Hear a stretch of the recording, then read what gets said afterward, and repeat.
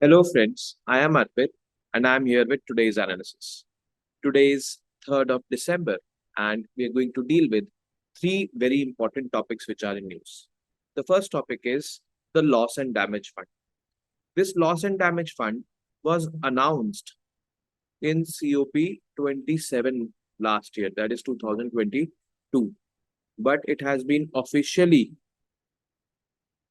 launched in COP 28.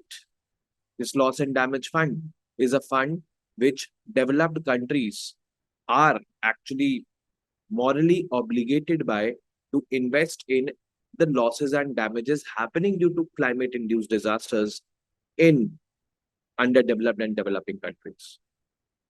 So this has been officially adopted. It is somewhere around $475 million fund, which has seen contributions from various countries.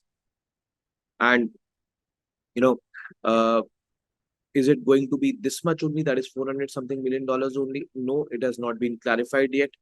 There can be, more additions to it. How will it be replenished once these are used? This fund is used. No clarity on it yet. But the good thing is that officially it has been launched. That is something which is worth noting. Then the second is Gajraj Suraksha. This is basically adopted by the Indian Railways for safety of elephants, for reducing the injuries and the fatalities of elephants which are happening due to railways.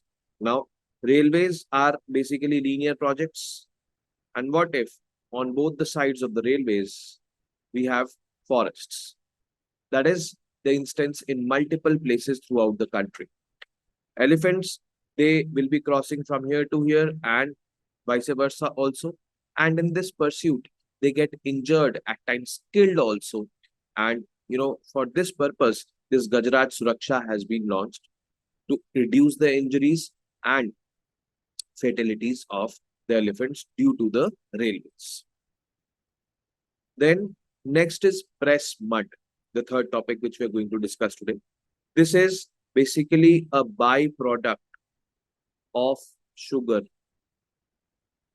Now, these days is sugarcane season. If you go out on the roads, especially the highways, you'll see a lot of trucks laden with sugar canes and going to the sugar mills. There in the sugar mills, sugar juice is extracted from those canes, and this sugar juice is filtered multiple times. Now, whatever comes out in filtration, that is kept separate. That is called as press mud, or that is called as filter cake also.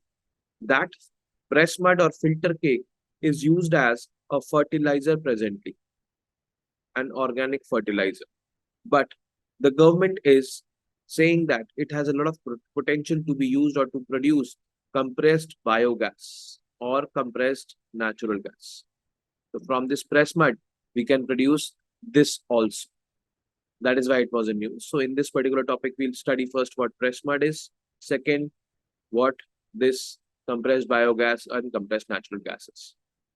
So let's get started with the first topic. First topic, that is the loss and damage. So last year, COP 27, Sharm el Sheikh, it was announced that the loss and damage fund will be formed.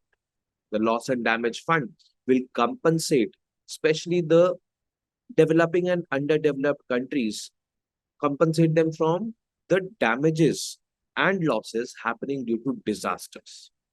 Disasters which are climate induced disasters. It is but obvious and I would say inherent assumption over here that the developed countries due to which these disasters are happening will be contributing in this fund, and this fund will be disbursed to those countries who are the most vulnerable. Finally, this year, COP 28, this fund has been officially launched with $475 million. Obviously, this is less.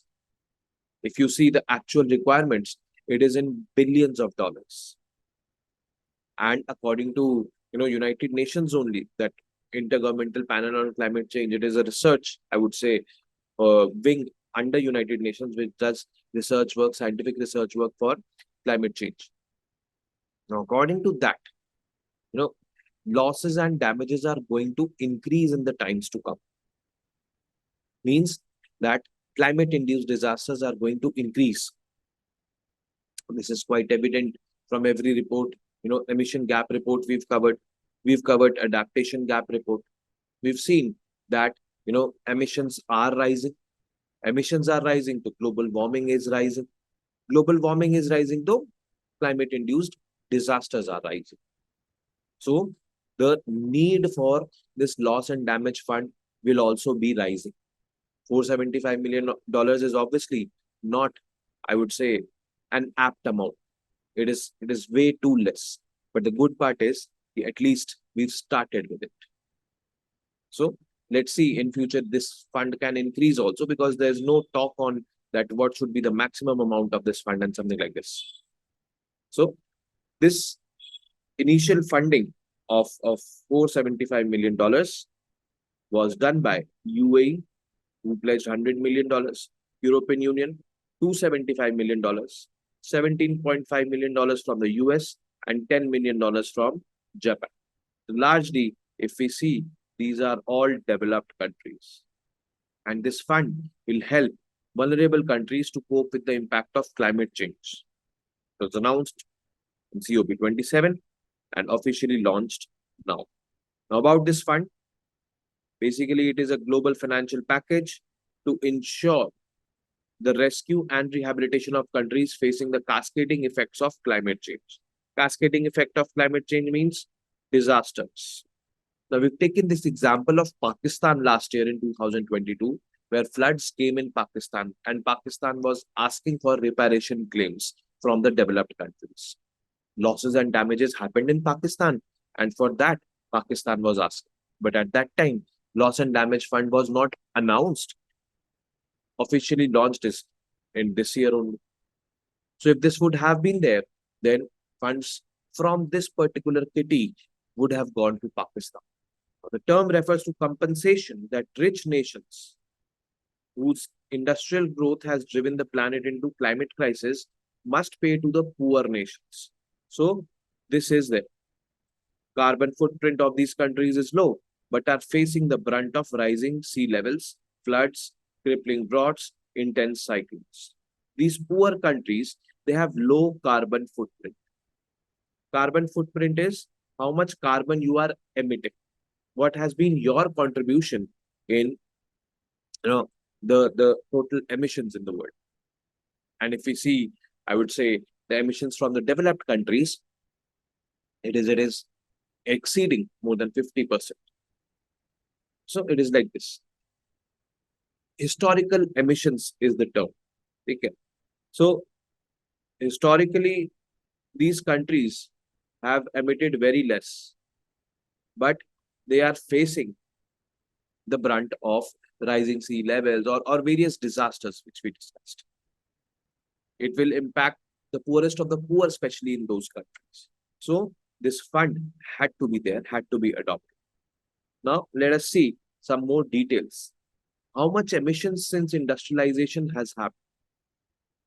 Industrialization, we generally consider in UNFCCC, we generally consider 1850 to 1900, these 50 years. The industrial era started in 1850, disrupting Earth's natural mechanism for the production and absorption of greenhouse gases. A lot of emissions started to happen. Now today, the US, UK, and EU are considered responsible for 50% of all the emissions, and these are, I would say, the Western countries, the global north, or the developed countries. Now, countries like India and China. Now, listen to these facts very clearly. India presently is the world's third biggest emitter. The largest is China, second biggest is US. India is the third biggest emitter. But when I talk about historical emissions, means if I talk about all the emissions in the atmosphere and calculate, I can see only 3% of the emissions coming from India. Majority from these developed countries. Out of these three developed countries, USA is only emitting more than India presently. UK and EU are emitting less than India. But these countries are responsible for 50% of the all emissions. Why this is there? Now, there's one simple thing to this, that one CO2 molecule, carbon dioxide molecule, which is causing global warming, it is there in the atmosphere for 150 to 200 years. So, these countries during this time started the emissions, kept on emitting after 1900 also, and CO2 emitted by these countries way back then is still there in the atmosphere, contributing to global warming. That is why India, despite being the third largest emitter, China being the largest emitter, 11% only is the contribution of China in historical emissions. Now, presently, if you see, 30% of global emissions come from China in the present day scenario. But if I talk about the historical aspect, only 11% from China has been there.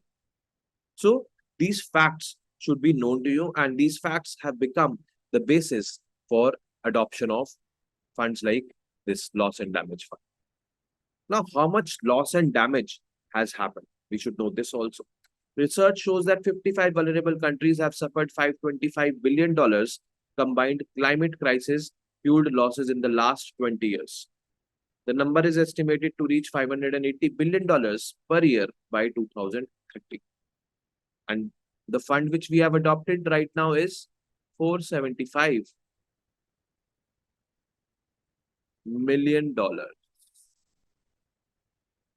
According to IPCC, loss and damages will increase in future as global warming continues to rise. It will be unequally distributed and impact developing nations the most, and in them, socially and financially weaker sections. So, this is the extent of loss and damage. Now, the fund, rich nations such as US, UK, EU, as well as some developing countries are also source of the funds. UAE is considered as developing. It is on the verge of being called as a developed country also. But yes, they have contributed in this fund, and it is open for contributions. Anyone can contribute in this fund, developing. The World Bank will be the interim host to the fund and will be managing the fund. Now here, many developing countries were apprehensive that World Bank managing it, World Bank hosting it, then again, it will be showing biases against, I would say, the developing and underdeveloped countries. Because World Bank is more leaned towards, developed countries, or we can say the influence of developed countries over World Bank is immense, which will not, make this fund, I would say, a fair fund. But we have accepted this term now, that World Bank is going to manage it. We had apprehensions, but now we have accepted it. Then the scale for replenishment cycle means once the funds get exhausted, how will it again be replenished? It remains unclear. This is something which is, a shortcoming of this fund. But the need of the hour is several $1 trillion. Again, this fund is not apt. It is underfunded. The payment options into the fund have been made voluntary, and all developing countries are eligible to directly access the resources. This is something which is good. Anyone can contribute it, and the developing and underdeveloped countries can only have access to the fund, means they can only demand money from that fund. So this was the loss and damage fund. Now we move on to our second topic, that is the Gajraj Suraksha.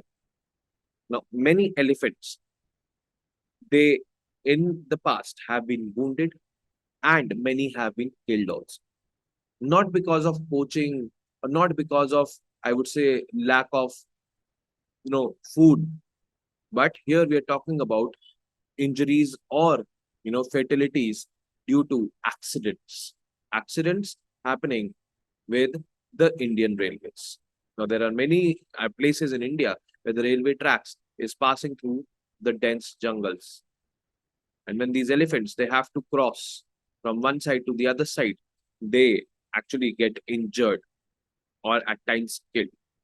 For this, for preventing injuries or fatalities, the government of India, the Indian Railways basically have come up with this technology called as Gajraj Suraksha.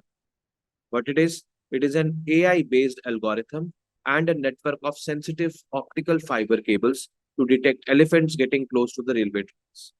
It aims to address the issue of elephant fatalities resulting from train accidents. How this is going to work? Let us see. This is AI based. We've got to know right now. But how it is going to work? It senses pressure waves. Now there will be, sensors installed on the tracks. They will sense the pressure waves when the elephant keeps his or her foot on the railway tracks, and we all know the weight of the elephants. It will create pressure. There will be changes in pressure. It will create, this pressure waves, and these pressure waves will be detected by the optical fiber network. This optical fiber network will detect the vibrations, and then this will transmit, I would say, signals to, sending alarms to station masters wherever movement is detected along the tracks.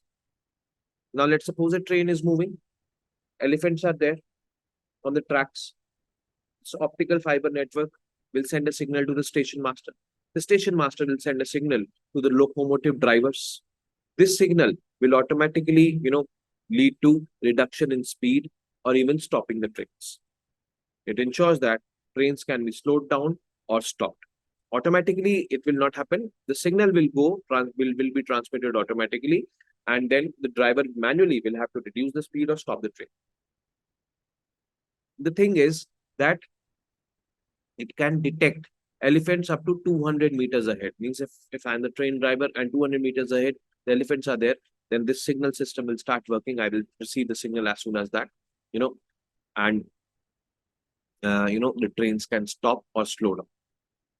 One flaw in this system, which I feel, is that the signal should directly be transferred to the, driver, locomotive driver, not to the station master first and then. Although time it will not take for the signals to be transferred. It is very quick, almost real time. It is. But what if the station master is ignorant? What if the station master is by any chance busy in some other activity?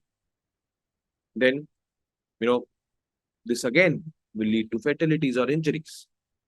That is something which needs to be taken care of. It is my personal opinion, but yes, it can be flawed also. But by applying simple common sense, we can sense this. Now, is it going to be pan-India, this Gajraj Suraksha? No, it is not going to be pan-India.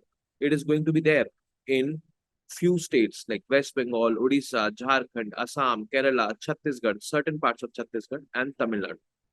Basically, those states where elephant population is high and injuries or accidents with train of elephants have happened. Those states are chosen as of now. It will be there in other states in the time to come, probably.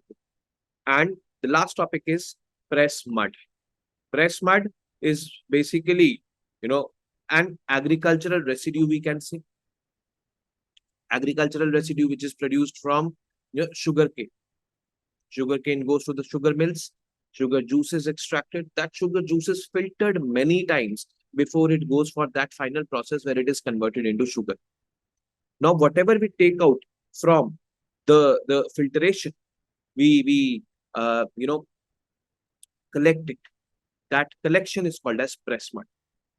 And now the government has said that sugarcane byproducts like the press mud can help generate 460,000 tons of compressed biogas, valued at 2484 crore rupees. Now, since this is sugarcane cultivation season going on, so these kind of things are coming. What is compressed biogas? It is produced naturally through a process of anaerobic decomposition. Anaerobic means no oxygen from waste or biomass sources. Waste or biomass sources like agricultural residue, cattle dung, sugarcane press mud, municipal solid waste, sea-waste treatment plant waste, etc. etc. So if we process basically anaerobic decomposition of these things happen Then compressed biogas is produced. After purification, it is compressed and called as compressed biogas, which has a pure methane content of over 95%. Exactly similar. It is exactly similar to commercially available natural gas, that is CNG. If you go to the gas stations and all, CNG is available, which is used in vehicles a lot. So it is similar to that compressed biogas. It has a calorific value of 50,000 kilojoules per kg approximately, and other properties similar to CNG are there. So this is basically press mud. Now it is often known as filter cake or press cake. It is the agricultural waste obtained when cane juice is repeatedly filtered before being sent for sugar extraction. These filters are cleaned periodically and the waste is deposited in the yard of the mill. Nearly 3 to 4% of press mud is obtained when 1 ton of cane is crushed for producing juice. At present, mills recycle this agricultural waste as manure by composting it and supplying it to farmers in the area. Means it is being used as an organic fertilizer by the mills right now. But we're talking to produce compressed biogas from this. Now, benefits: it can be utilized as feedstock for biogas production through anaerobic digestion and subsequent purification to create compressed biogas. Very useful for crops and horticulture because of its richness. It has been acknowledged as valuable resources for green energy production. CBG, that is compressed biogas, is considered as a green energy resource. But there are some issues with press mud. That is, storing press mud for the mills is a very, very big task. It proves challenging as it undergoes gradual decomposition, resulting in breakdown of organic compounds. That leads to a lot of problems for the mill owners. So that is some, I would say, issue with press mud, and we have to address that. But yes, if it is there, then we will be moving one step towards circular economy. Circular economy is when you are utilizing the waste for as inputs for producing or doing an economic activity. So this is all about compressed biogas being produced from this press mud. And with this, we've ended today's session. We are now going to meet tomorrow with more such informative news pieces. Like our Prime Minister is there in the COP28. So we will, get the glimpses of his speech covered. What did he say? What was there all? Till then, you guys keep studying, keep reading, keep writing, and most importantly, keep revising. Namaste. Jai Hind.